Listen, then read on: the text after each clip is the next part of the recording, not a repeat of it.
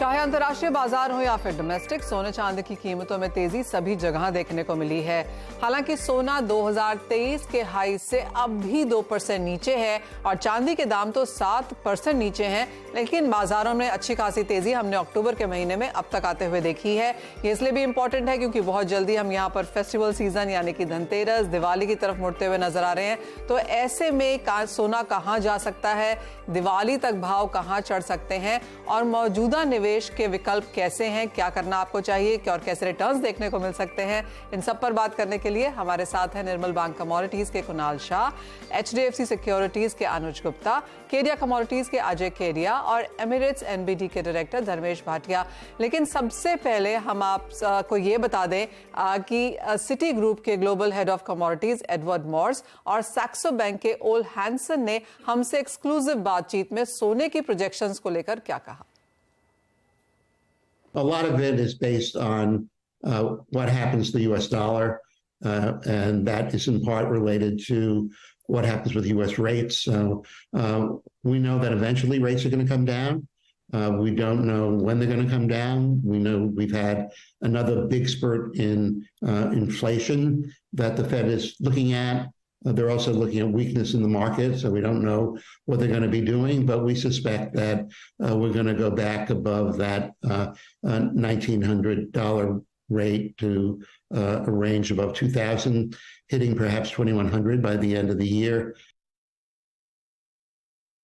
At this point in time, if we can see it move up towards the 2,200 level, then that would be a good year for gold. So not seeing a runaway, but at least seeing some underlying support coming into the market that will drive it up there. But also, I think the very key right now is just to watch out for the ETF holdings. They have been under pressure for many months, almost a couple of years, and holdings are at the lowest in 3.5 years. And even last week when the market rallied, we did not see a pickup in ETF demand. So alright, तो वो बातें हैं यहाँ पर city और Saxo bank की तरफ से आती हुई। सिटी को तो लगता है कि इस साल के अंत तक हम $2,100 प्रति आउंस तक पहुंच जाएंगे और $2,200 प्रति आउंस की एक्सपेक्टेशन है सैक्सो बैंक को अगले साल में आते हुए। क्लियरली जो मेन बात ये है वो ये कि मनी मैनेजर्स अभी तक यहाँ पर सोना खरीद रहे हैं। कोई बहुत बड़े हाउसेज, हेज फंड्स या सेंट्रल बैंक्स, ETFs की तरफ से सोने की खरीदारी अभी बाकी है। तो जैसे जैसे ये मार्केट में आते जाएंगे हम देखेंगे कि सोने को और यहाँ पर सपोर्ट मिलता हुआ नजर आएगा। सबसे पहले अजय, आपसे जानना चाहेंगे कैसे देखते हैं आप सोने को, प्राइसेस को, जो ये करंट पिछले 10-11 दिनों की मूव है कितनी सस्टेनेबल है, कहां खरीदारी की राय आप देंगे और दिवाली तक आपको क्या लगता है कि प्राइसेस कहां जा रहे हैं? Very good evening Manisha ji. Definitely देखा जाए तो नो डाउट ये साल लग ही रहा था कि मार्केट में अच्छी तेजी रहेगी। नो डाउट बीच में हमने महीना भर पहले जो गिरावट आते हुए देखी, जिस ढंग से एक हॉकी स्टोन फिर से बनता हुआ दिखाई दिया फेड का, और हमने 1810 1815 के लेवल भी छुए थे। बट कुल मिलाकर अगर हम पिछले साल की दिवाली अगर मैं ध्यान से अगर देखता हूँ तो वो टाइम पे हमने व्यू रखा था कि करीबन 62 62.5 के लेवल आराम से क्रॉस कर जाएंगे, 65 के आसपास भी दिखा सकता है। तो बीच में तो थोड़ा सा डीम होना चालू हो चुके थे बिकॉज कोई ऐसे फैक्टर नहीं दिख रहे, बट एकाएक जो हमने इजराइल वाला जो एक नया चैप्टर खुलते हुए देख रहे, बिकॉज नया चैप्टर इसलिए बोलना पड़ रहा है बिकॉज पिछले साल हमने रशिया यूक्रेन का जो कंसर्न्स देखा था वो आज भी कंटिन्यू बना हुआ है, और रशिया यूक्रेन भी इंपॉर्टेंट एक वेटेज रखता है काफी कमोडिटीज में। वैसे ही इजराइल खुद कोई बड़ा कमोडिटी के बायर या सेलर में नहीं है, बट जो स्टेट ऑफ होम्स का जो एरिया है ये कच्चे तेल पे काफी प्रेशर ला सकता है आने वाले टाइम पे। तो मुझे लगता है जियोपॉलिटिकल टेंशन अपनी जगह पे, सेंट्रल बैंक्स के फिगर हम याद है हमें पिछले साल के, और अभी भी कंटिन्यू सेंट्रल बैंक बाइंग कर रही है। इंडिया में फेस्टिवल सीजन है, इक्विटी थोड़े से ओवर वैल्यूड दिखाई दे रहे हैं, रिसेशन, इन्फ्लेशन, मतलब जितने भी पॉइंट्स हम बात करें तो सभी गोल्ड को सपोर्ट करें। तो आई थिंक अभी तक दिवाली तक की अगर हम बात करें तो मुझे लग रहा है टेम्पररी हम 62,500 का लेवल आराम से टच कर जाएंगे। 20 दिन रह गए हैं दिवाली को, और जिस ढंग से मोमेंटम या वॉर प्रीमियम की बातें बार बार में हो रही है, बट मुझे लगता है ये एस्केलेशन बढ़ता हुआ दिखाई दे रहा है with the entry of US।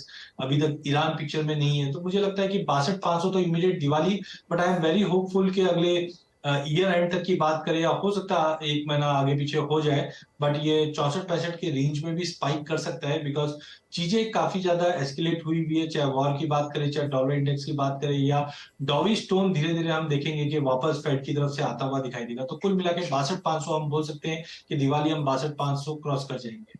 Alright, अनुज, आप कैसे देखते हैं सोने को? आपके खरीदारी के रीजंस क्या होंगे और आपके क्या टारगेट्स हैं यहाँ पर दिवाली तक, इस साल के अंत तक, और जितनी भी प्रोजेक्शन है आप यहाँ पर अगले साल तक भी देख पाएं? मर्जा जी, गुड आफ्टरनून। देखिए, आपको ध्यान होगा हम साल के स्टार्टिंग में जब डिस्कशन कर रहे थे तो ये कहा था कि दिवाली तक 60,000 62,000 के लेवल देखने को मिलेंगे। तो इनफैक्ट हमने बीच में भी देखा था कि 62,000 तक सिल्वर गोल्ड गया था। अगेन अब हम देख रहे हैं कि गोल्ड का भाव 62,000 तक आता हुआ दिखाई दिया। बीच में हमने देखा कि गोल्ड का भाव 5,000 रुपए करेक्ट हुआ था। तो एक डिस्काउंटेड वाली बात यहाँ पे देखने को मिली थी, और ऐसे में त्योहार का आना और ऐसे में इजराइल का इशू आना, तो एक सोने पे सुहागा वाली बात हमने यहाँ पर आती हुई देखी। जो इन्वेस्टर थे काफी टाइम से वेट कर रहे थे कि गोल्ड को कब बाय करें। तो ऐसे में ये जो लेवल्स यहाँ पर आए, हमने देखा कि ऑलमोस्ट 57,000 तक लेवल गोल्ड के आ गए थे। तो वहां पे जो खरीदारी देखी गई है वो एग्जैक्ट फिजिकल मार्केट में दिख रही है। और अगर आप देखेंगे तो फिजिकल मार्केट में जो प्रीमियम्स थे वो बढ़ते हुए दिखाई दिए हैं। कहीं ना कहीं जो डिमांड है वो यहाँ पर बढ़ती हुई दिखाई दी है। तो इनफैक्ट जो जियोपॉलिटिकल टेंशन है, ये सबसे बड़ा इशू यहाँ पे रहा। और सबसे बड़ी बात की जो एफओएमसी है, जो फेडरल बैंक है, वो हो सकता है कि आगे आपको इंटरेस्ट रेट जो है स्टेबल करता हुआ दिखाई दे। तो वहां से भी आउटकम जो है थोड़ा सा पॉजिटिव लग रहा है गोल्ड के लिए। तो मुझे तो लगता है कि जो मोमेंटम है गोल्ड ने वो यहाँ पे पकड़ा है वो पॉजिटिव रहेगा, और जल्दी ही हम 2,000 के ऊपर स्टेबल गोल्ड को होते हुए दिखाई देंगे। काफी टाइम से वेट था, 3 महीने हमने स्टेबल होते हुए देखे। अब जो मोमेंटम आया है और काफी वॉल्यूम्स के साथ मोमेंटम आया, तो मुझे लगता है कि दिवाली पर हम डेफिनेटली 62,000 61,800 62,000 के लेवल हम गोल्ड में देख सकते हैं। और मुझे लगता है कि अगर हम बात करें ईयर एंडिंग तक, तो हो सकता है कि आपको 62,500 तक के भी लेवल देखने को मिले। तो आई एम वेरी ऑप्टिमिस्टिक कि जिस तरीके का जियोपॉलिटिकल टेंशन क्रिएट हुआ है, ये अभी गोल्ड को और सपोर्ट करेगा। एब्सोल्युटली, तो जियोपॉलिटिकल टेंशंस जो हैं वहां पर हमने अच्छी खासी सपोर्ट उस वजह से यहाँ पर सोने में आता हुआ देखा है। और आज का दिन ऐसा है जब डॉलर इंडेक्स भी यहाँ पर स्टेबल है। ट्रेजरी यील्ड्स में तो हमने 5% तक की मूव आते हुए देखी है, उसके बावजूद भी यहाँ पर सोने में तेजी और खरीदारी बनते हुए नजर आई है। कुणाल, कैसे देखते हैं कि सोना, काफी सारे जो मैक्रोज है यूजली जो हम देखते हैं क्वाइट कीनली कि सोने के भाव कहाँ जाएंगे, उन सबको काफी हद तक निगेट करता हुआ?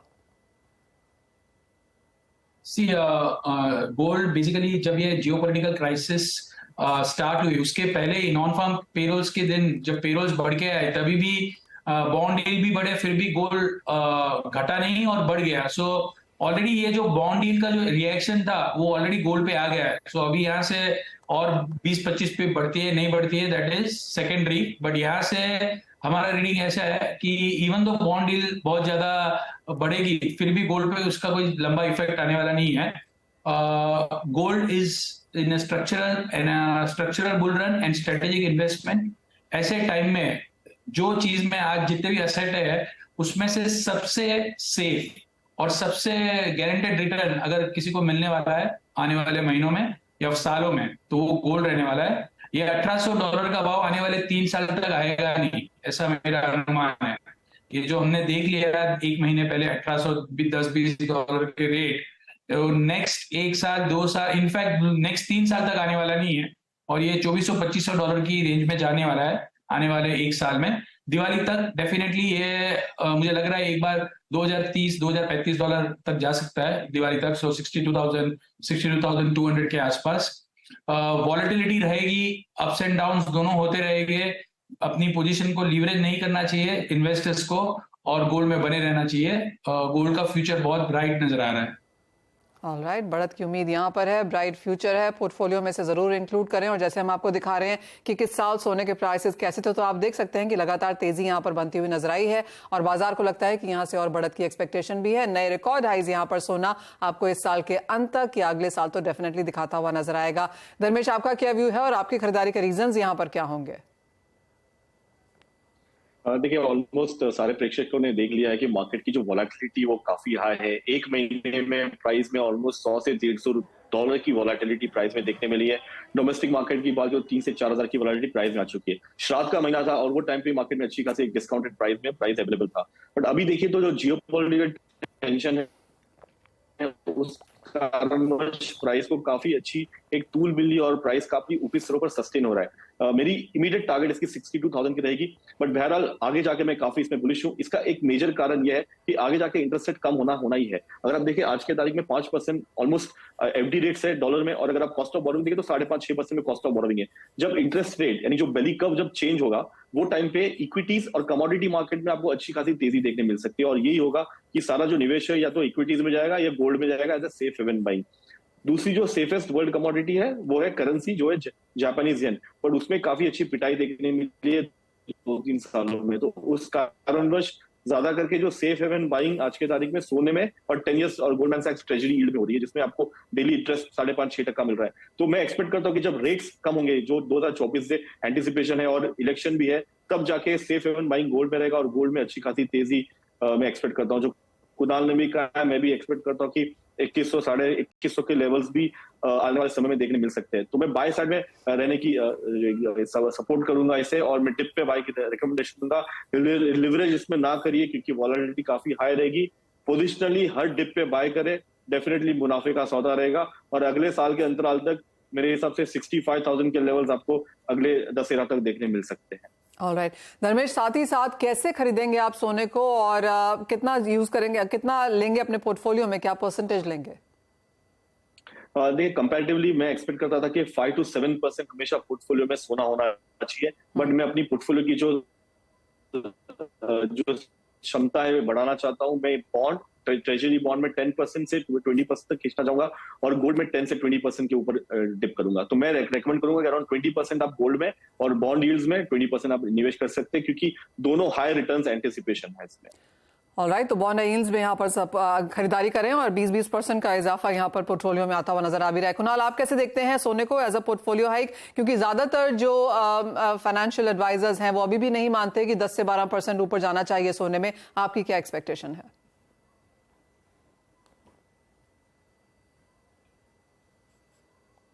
कुणाल, आप कैसे खरीदेंगे सोना और कितना लेंगे अपने पोर्टफोलियो में? या मेरी राय में मैं अराउंड अभी 60,000 के आसपास फिर से सोना बाय करने के लिए रिकमेंड करूंगा, 59,800 60,000 के आसपास, और 60,000 तक के लेवल्स दिवाली तक, और नेक्स्ट दिवाली तक अराउंड 70,000 तक के लेवल आपको देखने मिल सकते हैं। अजय, आप कितना लेंगे सोना अपने पोर्टफोलियो में, कितना परसेंटेज?